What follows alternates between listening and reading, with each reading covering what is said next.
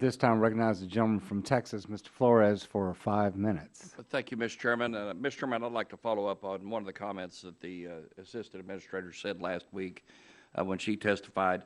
I asked her the question about why has the EPA cost calculation gone down from $90 billion to take ozone requirements from 84 down to, why the 2010 estimate was $90 billion and why their 2014 estimate was $40 billion. And she said that it was because that the 2010 estimate was taking the ozone estimate from 84 parts per billion down to 65 parts per billion. That turned out to be a slightly disingenuous answer because she knew full well that the cost embedded to take it from 84 to 75 was 8.8 billion, which means that 81 billion was left to take it from 75 down to the 65 estimate. So I will be sending her a letter to ask her to explain why the difference, the $39 billion difference in the estimate from $81 billion down to $42 billion in their 2014 estimate, so that we can try to get that cleared up for the benefit of the committee. Mr. Eisenberg, you had mentioned in your testimony that the EPA has proposed a new standard for which it can, and we've talked about this before, we only can identify 35% of the necessary technologies to get to a 65 parts per billion standard, and that therefore the unknown controls are 65% in terms of a path to compliance. So this means essentially that the EPA is proposing a standard where the majority of the control technology does not even exist. Is that correct? They certainly haven't identified it, so that's our view. Okay.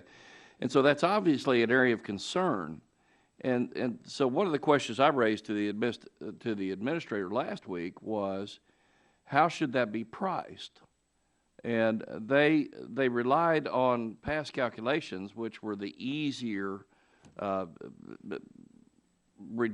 ozone reductions to achieve than the one we're getting now, because we're getting the point of diminishing returns. So I'd ask you a two-part question. As you get to the part of diminishing returns on control technology, how should the pricing work? Should it be, because you're getting diminishing returns, should it be higher or lower? And also, if it's unknown, and therefore there's a higher risk that that technology doesn't exist, how should that be priced?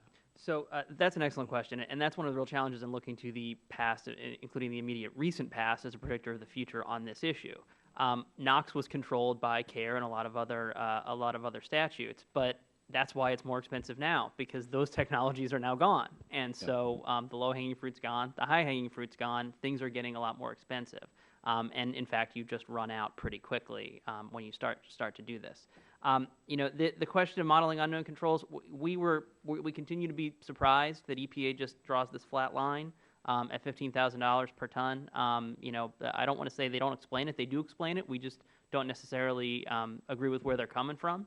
But the real issue is, they're essentially modeling hope, right? I mean, you're modeling the hope that we will figure this out. And that takes me to sort of a real world. I mean, my question to her was, if the cost to buy an offset today is $170,000 a ton in the Gulf Coast area of Texas, wouldn't you price the offset technology at some premium over that versus coming up with the price of hope at $15,000 a ton? So shouldn't it be priced more at, $300,000 a ton or something more reasonable? I mean, what's your comment on that? So, I mean, the current offset prices in Houston are $175,000 per ton of NOx and $275,000 per ton of VOCs. In Southern California, they're $125,000 per ton of NOx. So there's definitely a disconnect there. So theoretically, the price of an unknown technology, since you've got the risk that it may never develop, should be higher in coming up with the appropriate cost calculation. We certainly expect it to be higher than $15,000 per ton. Ms. Taylor, and I appreciate your prior testimony because you give a real-world perspective on these issues. And I don't think you answered this in your last. This is kind of a modification of the questions that were asked to you before. It says, and this is more specific, does the roof coatings industry currently have the technology to achieve further significant reductions in the VOC content of their products? That's an excellent question. It really depends upon the product.